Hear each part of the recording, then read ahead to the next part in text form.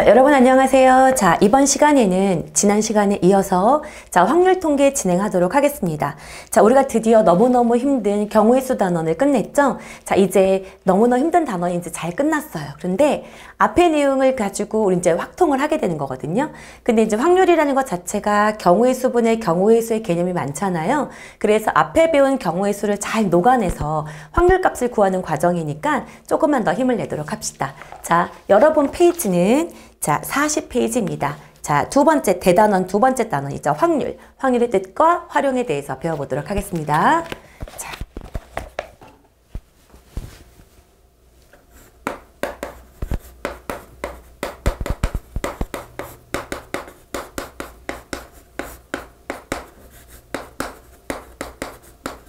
자, 확률의 뜻과 활용. 자, 처음에 시행과 사건이라는 것에 대해서 배워볼 필요가 있어요. 아, 시행과 사건이 뭘까?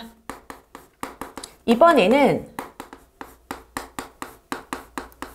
주로 배우는 내용이 뭐다라고 생각하시면 되냐면 이제 확률을 배우면서 중학교 때 배웠던 단어들이 조금 어려운 용어들로 바뀌게 돼요. 그래서 그 어려운 용어들을 우리가 익숙하게끔 만들어주는 시간이다라고 생각하시면 될 것 같습니다. 오케이? 자, 그러면 여러분 페이지를 잠깐 볼게요. 자, 시행이라는 게 뭐냐? 같은 조건에서 여러 번 반복할 수 있고 그 결과가 우연에 의해 결정되는 실험이나 관찰을 말한다 라고 얘기를 하고 있습니다. 아, 그렇구나. 이 시행이라는 것은 자, 여러 번 반복할 수 있구나.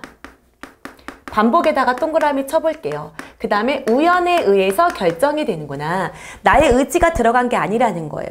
이런 행위를 뭐라고 얘기한다? 시행이다 라고 얘기를 하는 거예요. 뭐 대표적인 예로 친다고 쳐볼게요, 여러분. 자, 예를 들면 주사위를 던지는 행동.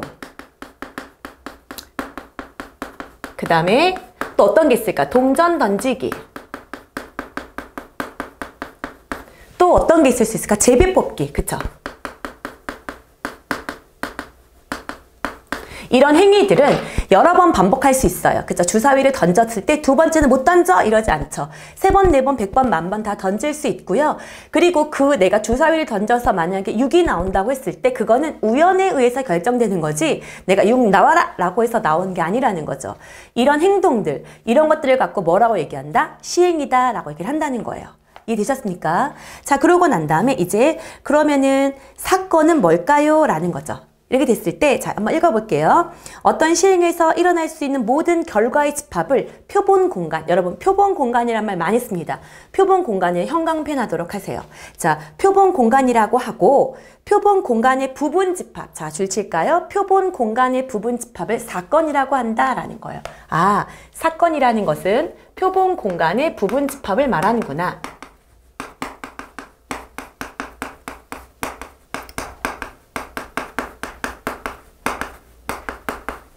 표본 공간의 부분 집합을 사건이라고 한다.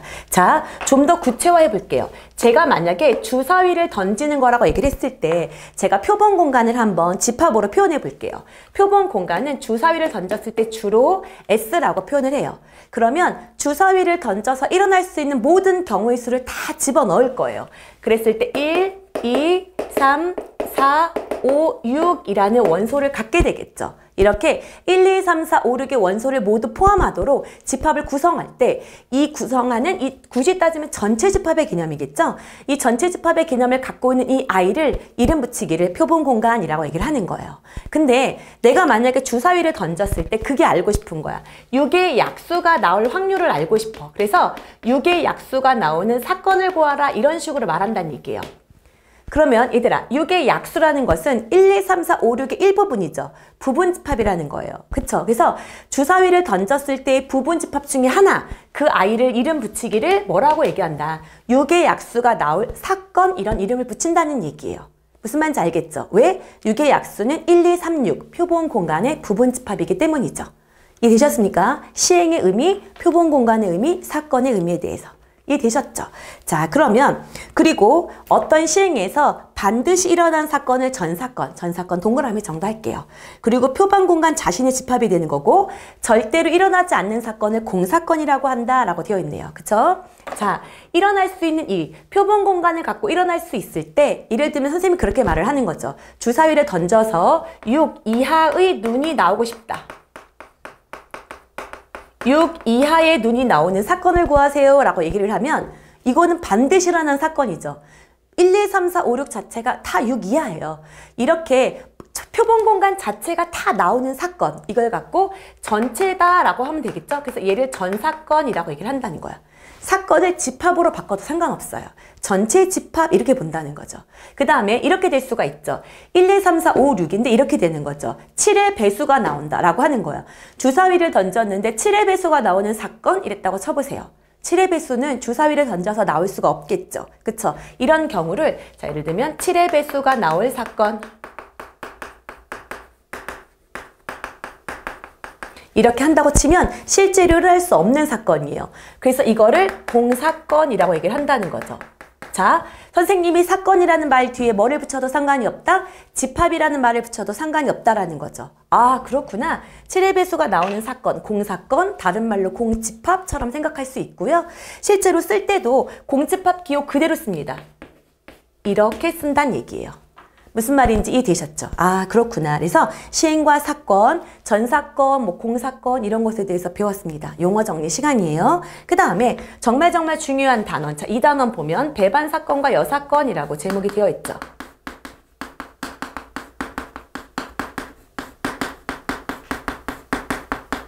자, 요것도 한번 배워보도록 할게요. 자, 여기서 보면 표본 공간에서 임의의 두 사건이 있는 거야. 표본 공간의 두 부분 집합을 사건 A랑 B랑이라고 했을 때, 자, 첫 번째 합사건.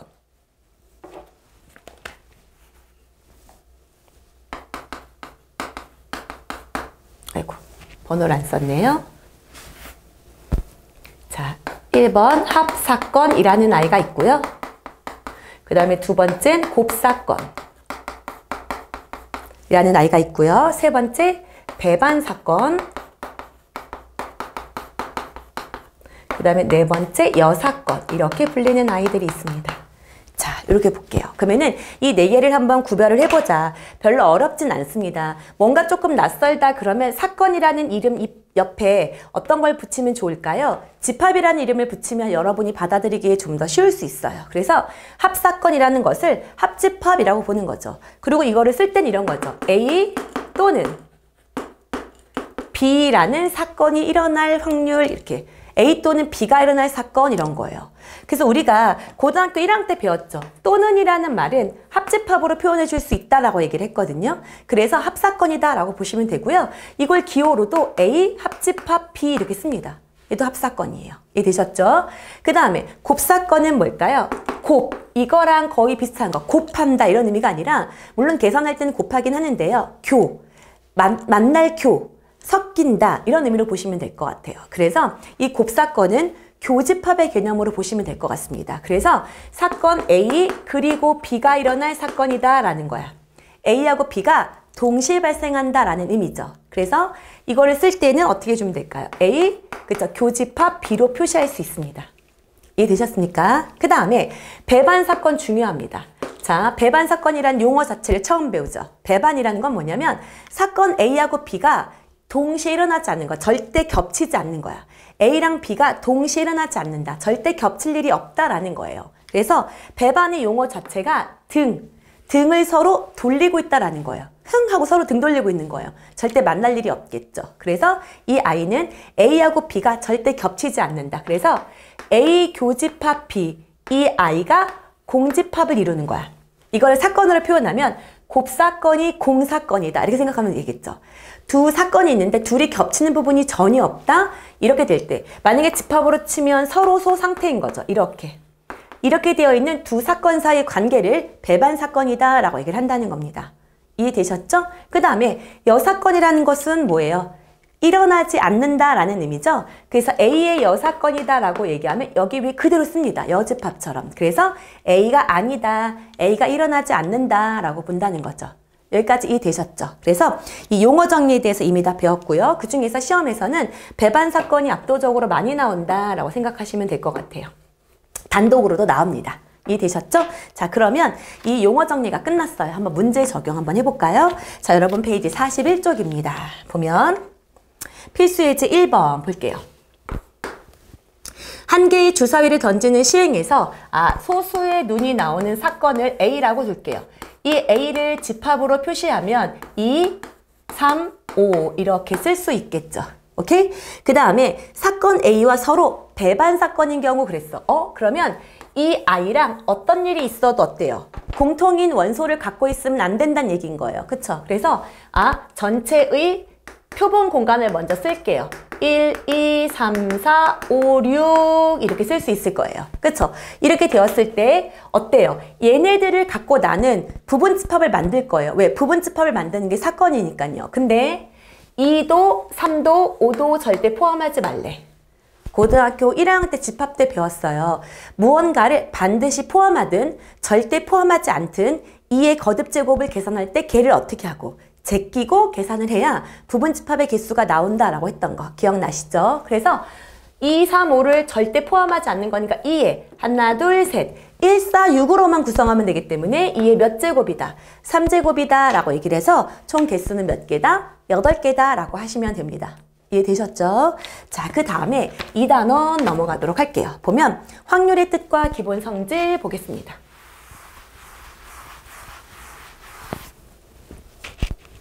자, 2번 확률의 뜻과 기본 성질.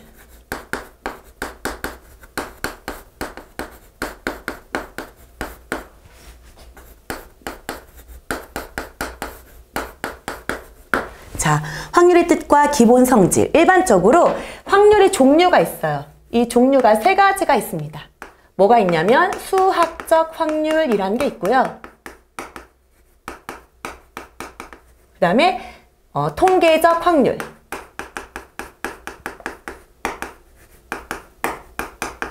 그 다음에 기하적 확률. 이렇게 3가지로 나누어져요. 그 중에 실제로 저희가 문제를 푸는 99% 이상의 것은 바로 수학적 확률입니다. 이 아이를 우리는 거의 문제를 풀 거란 얘기야. 오케이? 그러면 하나하나 한번 짚어보도록 할게요. 자, 확률이라는 것부터 먼저 볼게요. 확률이라는 건 어떤 사건 A가 일어난 가능성을 수로 나타냈다라는 거예요. 그러니까 지금 뭐냐면, 자, 여기 우리가 이미 알고 있죠. 만약에 PA라는 아이가 있어요. 그러면 이 아이는 전체의 경우의 수가 이제 뭐인 거야? NS 이렇게 둘게요. 즉, 표본 공간의 원소의 개수가 있다. 표본 공간의 원소의 개수 중에서 이 A라는 집합의 원소의 개수 이렇게 표현해 주는 거. 전체의 경우의 수 중에서 해당하는 아이의 경우의 수로 표현해 주는 것. 이걸 갖고 뭐라고 얘기한다? 확률이다 라고 얘기를 한다는 거죠. 이해되셨습니까? 이건 이미 중학교 때 배웠던 걸 알고 있어요. 그쵸? 그 중에서 수학적 확률은 어떤 의미냐면 이런 거예요. 자, 똑같아요. 주사위 눈이 있습니다. 근데 주사위 눈은 1, 2, 3, 4, 5, 6이에요. 그쵸? 이 각각의 원소들 중에서 자, 원소의 개수가 하나로만 이루어져 있는 표본 공간의 부분집합. 부분집합은 사건이라고 얘기를 했죠. 그 중에서 원소의 개수가 하나로만 이루어져 있는 사건들. 얘는 1로만 이루어져 있는 집합. 2로만 이루어져 있는 집합, 이렇게 6으로만 이루어져 있는 집합, 이렇게 총 집합이 1개로만 집합을 만든다면 6개가 되겠죠.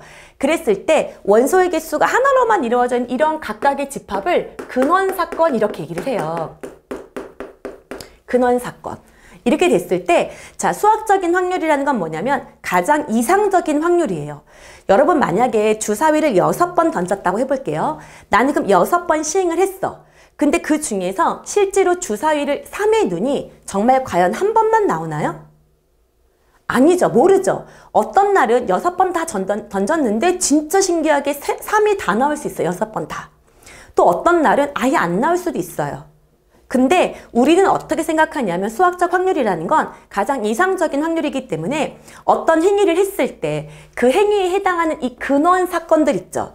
이 근원 사건들이 정말 완벽하게 똑같이 공평하게 일어난다라는 전제를 깝니다. 그러니까 우리가 6번을 했었다고 치면 그 중에 1도 무조건 한 번이 나올 거고 2도 한 번이 나올 거고 6도 한 번이 나올 거다라는 전제를 깔고 우리가 확률을 해보자라는 거예요. 그게 바로 수학적 확률이에요. 그래서 자, 우리가 실질적으로 주사위를 던졌을 때 6의 눈이 나올 확률 그러면 6분의 1 이런 말을 쓰는 이유는 각각의 1, 2, 3, 4, 5, 6이 일어날 수 있는 가능성, 확률이죠. 가능성이 모두 같다라는 전제를 깔자라는 거예요. 그게 수학적 확률에서 가장 중요한 내용입니다. 오케이? 그래서 거기를 보면 이렇게 되어 있어요. 어떤 시행에서 사건 A가 일어날 가능성이 있는데, 자, 유한계로 이루어진 근원 사건인데 이 각 근원 사건이 일어날 가능성이 모두 같은 정도로 기대하자라는 거라고요. 무슨 말인지 이해되셨습니까? 그래서 이렇게 수학적 확률로 표현한다라는 거예요. 이해되셨어요? 오케이. 그래서 수학적 확률은 각각의 일어날 확률이 모두 같은 정도로 기대된다. 그래서 여러분 이 생각을 하셔야 돼요. 자, 예를 들어서 앞으로 너희들이 되게 많이 배우게 될 거예요. 어떤 주머니가 있는데요. 흰 공이 3개가 있고 검은 공이 5개가 있대요. 근데 그 중에서 1개를 뽑을 거야. 1개를 뽑았는데 그때 화이트가 나오고 싶어요 라고 확률을 물어봤다고 칠게요. 그러면 자, 여러분 이렇게 생각하는 거야. 이거에 흰 공이 자, 구별이 된다, 구별이 되지 않는다는 말을 일치 안 하더라도 우리는 구별된다라는 전제를 깔아야 된다는 얘기예요. 왜냐하면 구별이 안 된다고 생각하면 이 확률이 이렇게 생각하는 경우가 있을 수 있어요. 선생님, 확률이 흰 공과 검은 공은 일단 흰 공과 검은 공의 상황이 2개잖아요. 그 중에서 흰 공이 나오려면 2분의 1 아니에요? 이렇게 생각할 수 있다는 얘기죠. 우리가 일어날 수 있는 모든 경우는 흰색 아니면 검은색 2가지 상황 중에서 흰색인 경우만 알고 싶어요 라고 생각을 한다는 거죠. 근데 이거는 완벽한 오류예요.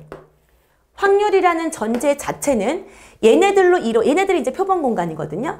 얘네들이 일어날 수 있는 각각의 원소들이 모두 동일하게 적용이 될 거다라는 거예요. 그러면 원소가 모두 8개죠. 그럼 8개니까 여기가 흰 공이 이렇게 3개가 있는데 얘도 일어날 확률이 8분의 1로 동일하게 적용되고 얘도 8분의 1로 동일하게 적용되고 얘도 8분의 1로 동일하게 적용될 거다. 이 아이도 마찬가지다. 얘도 각각이 일어날 수 있는 확률이 8분의 1, 8분의 1, 8분의 1, 8분의 1, 8분의 1로 두자. 흰 공이 구별되든 구별되지 않든 이렇게 생각한다는 거예요.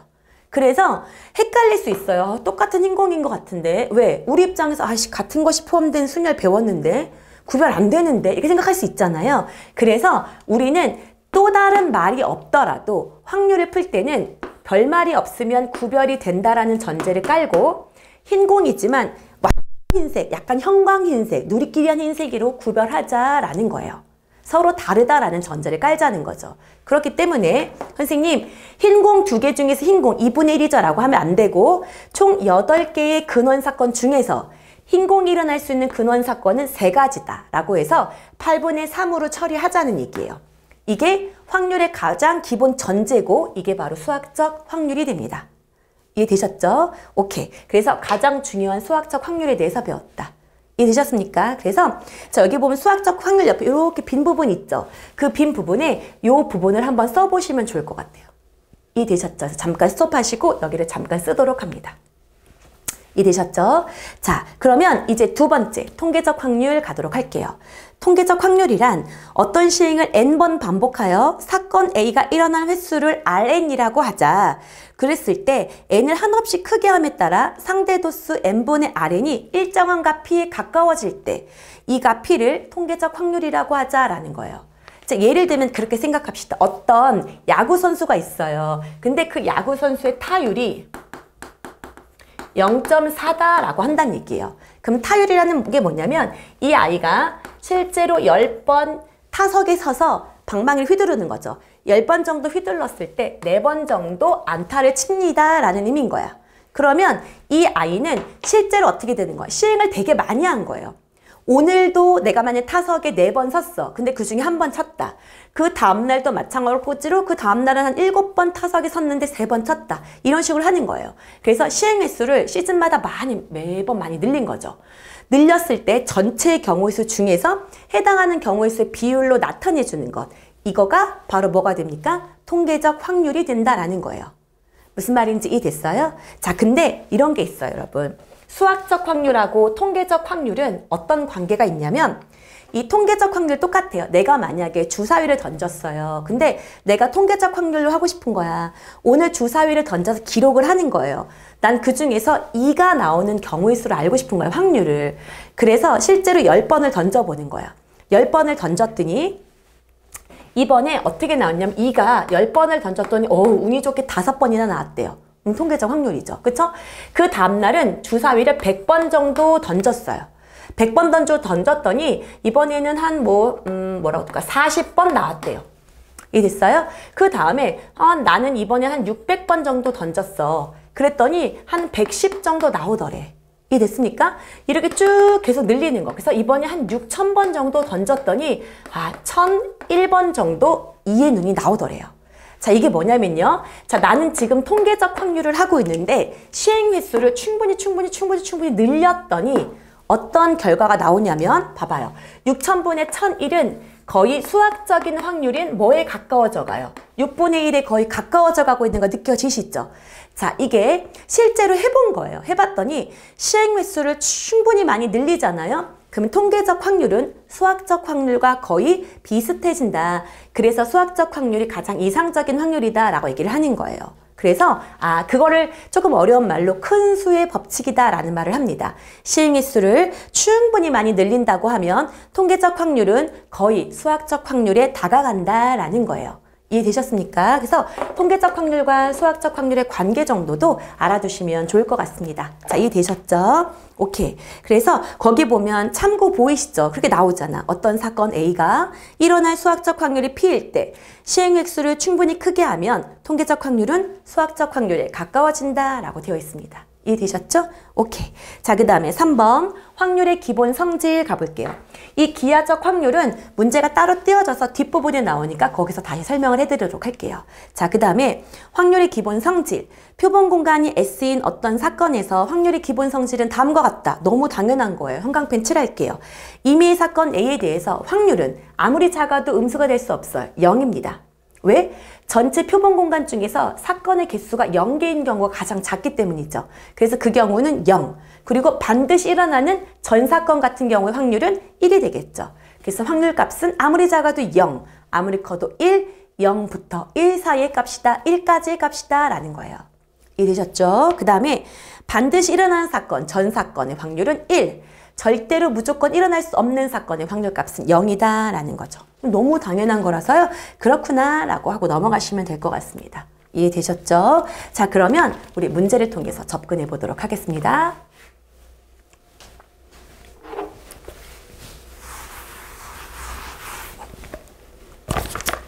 자, 2번 문제 볼게요. 자, 2번 보면 서로 다른 두 개의 주사위를 동시에 던질 때 자, 나오는 눈의 수의 합. 눈의 수의 합이 뭐일 확률을 구하라? 8일 확률을 구하라 라고 얘기를 했습니다. 눈의 수, 서로 다른 경우의 수예요. 일단 첫 번째도 6가지고 두 번째도 6가지예요. 그쵸? 이거는 중학교 때 배웠어. 그쵸? 두 사건이 동시에 일어난다. 그럼 어때요? 곱한다. 고등학교 1학년 때도 배웠죠. 그 중에서 눈의 합이 8이 나면 노가다 하셔야죠. 2 더하기 6, 3 더하기 5. 서로 다른 거니까 4 더하기 4 되고요. 5 더하기 3도 되고 6 더하기 2도 될 거예요. 이해되셨죠? 그래서 일어날 수 있는 경우의 수가 몇 가지다? 5다. 그래서 정답은 36분의 5가 됩니다. 이해되셨죠? 그 다음에 두 번째.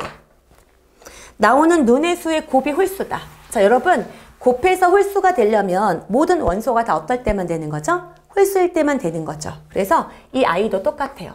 자, 곱이 홀수다 라고 얘기를 하면 전체의 경우의 수는 36 중에서 첫 번째가 홀수여야 돼요. 1, 3, 5 몇 가지, 3가지. 그리고 이어서 두 번째 숫자도 몇 가지, 3가지여야 되니까 36분의 9다 라고 처리하시면 됩니다. 이해되셨죠? 그래서 이 아이는 몇 분의 1이다? 4분의 1이다 라고 하시면 됩니다. 이해되셨습니까? 여기까지는 그렇게 어렵지는 않습니다. 중학교 때 배웠던 거죠. 그러면 3번부터는 뭘까요? 우리가 앞에서 배웠던 경우의 수 있죠. 순열, 조합. 중복순열, 중복조합, 원순열, 그 다음에 뭐 같은 것이 포함된 순열 이런 것들을 이용해서 경우의 수를 구하는 거예요. 그래서 경우의 수 분의 경우의 수의 개념으로 확률을 접근하자라는 문제입니다. 이해되셨죠? 가장 빈도수가 높겠죠. 그쵸? 지금부터 볼게요. 3번 A, B, C, D, E 5명이 있다. 이렇게 5명이 있다. 근데 5번 5명이 일렬로 앉을 때예요. 자, 여러분 일렬로 앉은다. 자, 일직선으로 세우기 뭔가요? 5팩이 되겠네요. 그쵸? 근데 A랑 B가 이웃하고 싶다. 와, 진짜 많이 한 문제죠. 이웃하는 문제입니다. 언제 많이 배웠죠? 고등학교 1학년 때 많이 배웠죠.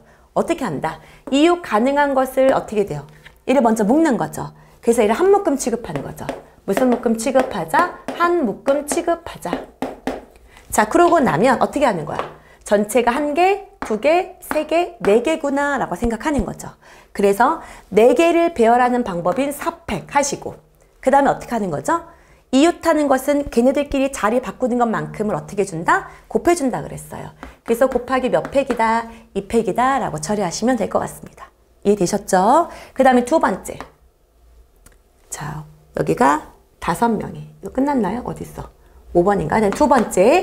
보면 5명이 이번엔 원탁에 둘러 앉은대. 자, 5명이 원탁에 둘러 앉을 때.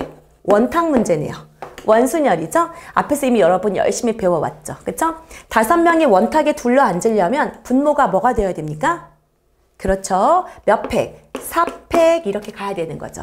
이해되셨죠? 자, 4팩입니다. 그랬을 때 어이구 A하고 B가 이웃하지 않게, 자 여러분 이웃하지 않게다가 동그라미 치셔야 되죠. 거기다 한번 다시 써볼까요? 이웃하지 않는 문제는 어떻게 푼다? 이웃 가능한 것을 먼저 배치한 후에 사이사이 끼우자 그랬죠. 자, 여기 위로 쓸게요. 자, 이웃 가능한 것을 먼저 배치한 후 사이사이 끼우기. 그쵸? 이웃하지 않는 문제는 이웃 가능한 것을 먼저 배치한 후 나중에 이웃 불가능한 것을 사이사이 끼운다. 이렇게 되는 거였었죠. 그쵸? 자, 그러면 원탁에 이미 둘러 앉혔어. 그치?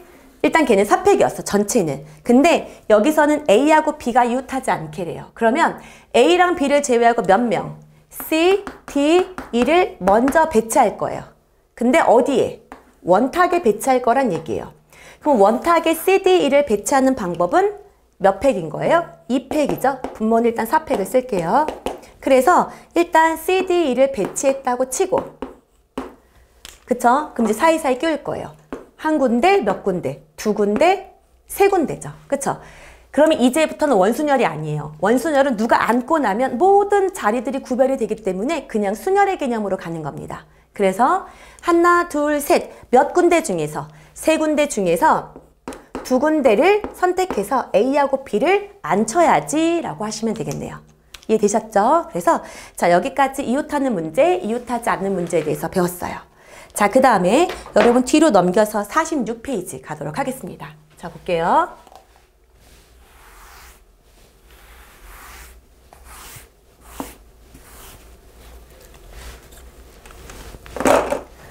자, 4번 보면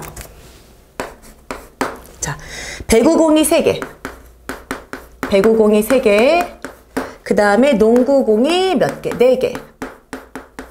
그 다음에 축구공이 5개. 그쵸? 이렇게 있는 주머니가 있대요. 이렇게 된 주머니에서 나는 몇 개를 꺼내겠다, 3개를 꺼내겠다는 얘기예요. 자, 여러분, 선생님이 말했어요. 배구공, 농구공, 축구공 무조건 뭐가 된다? 구별된다가 전제예요. 확률에. 거기다 쓰세요. 크게.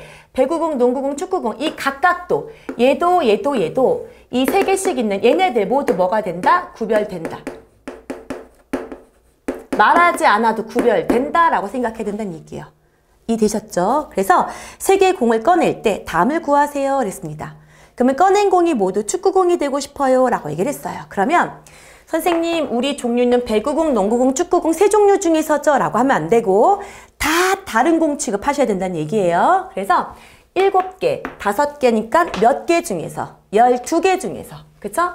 자, 12개 중에서 나는 3개를 선택하겠다. 조합의 개념이죠.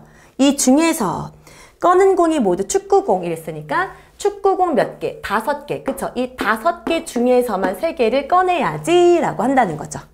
이해되셨죠? 자, 이렇게 계산하시면 되죠. 그 다음에 두 번째 문제입니다.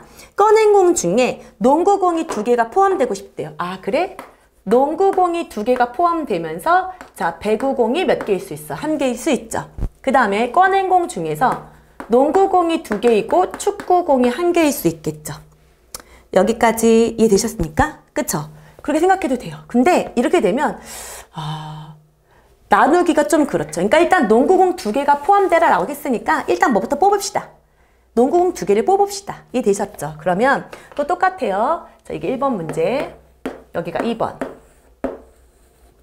12개 중에서 3개를 뽑을 건데요. 일단 농구공이 몇 개예요? 4개입니다. 그쵸? 그러면은 4개 중에서 일단 2개를 뽑을게요. 그쵸? 그 다음에 남아있는 게 배구공하고 몇 개예요? 축구공이죠.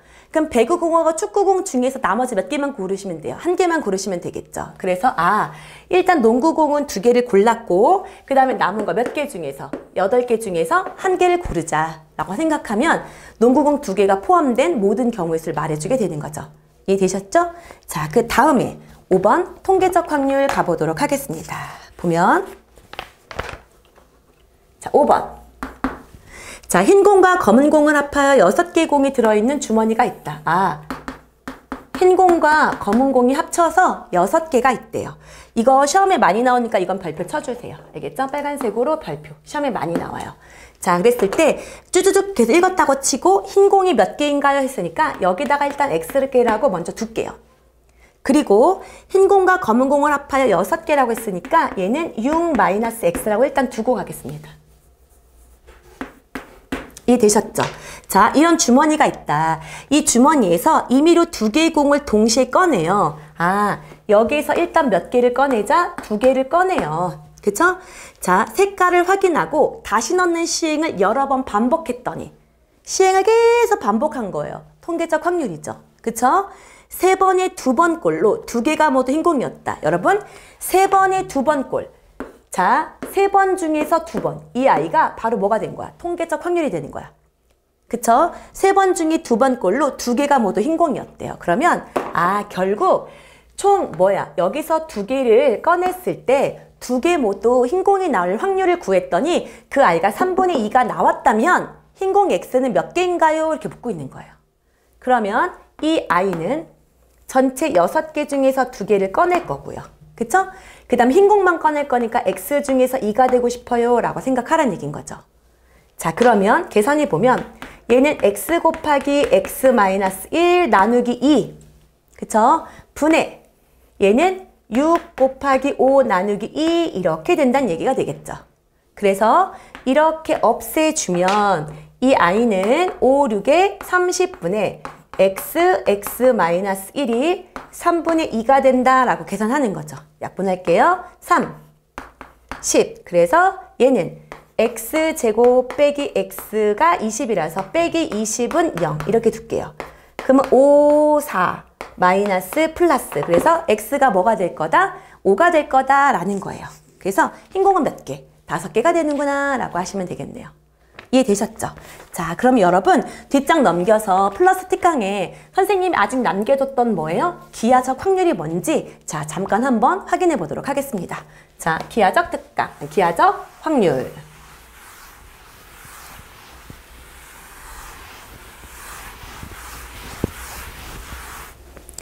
자, 여기 보면 기하적 확률이라는 건 이런 거예요. 자, 예를 들면 선생님이 이렇게 된 원판이 있어요. 양궁을 하려고 하는 거예요. 근데 이렇게 잡고 여기를 이렇게 3등분을 했대요. 길이가 똑같은 거예요. 그래서 이렇게 된 아이가 10점짜리, 이렇게 된 아이가 뭐 9점짜리 이렇게 됐다고 쳐봅시다. 오케이? 그랬을 때 자, 여기 부분의 영역에만 만약에 화살을 던졌을 때 이 부분의 영역에 맞추고 싶은 거야. 그 확률을 구하래요. 그러면 원래 확률의 개념은 일어날 수 있는 경우의 수분의 경우의 수거든요. 그때 그 경우의 수가 주로 유한계였어요. 근데 여러분 이 면적을 화살로 계속 쏜다고 했을 때 되게 조그만 구멍이죠. 그 구멍의 개수를 이 면적을 다 채울 만큼 다 계산할 수 있을까요? 계산할 수 없다는 얘기예요. 그럼 이때는 어떻게 해야 되느냐? 실제로 경우의 수분의 경우의 수로 할 수 없을 경우에는 전체 면적분에 해당하는 면적으로 풀자라는 겁니다. 이해되셨어요? 그래서 요 아이가 요 길이를 1, 여기도 1, 여기도 1로 뒀을 때, 오케이? 반지름이 3이라면 전체의 경우의 수는 몇 파이? 3, 3은 9파이라고 두고요. 이 보라색으로 색칠한 부분의 영역의 면적을 분자로 올리자라는 거예요. 그러면 요만큼은 요 중간이 4파이였고 그 중에 이 흰 부분을 빼야 되니까 파이 이렇게 되겠죠.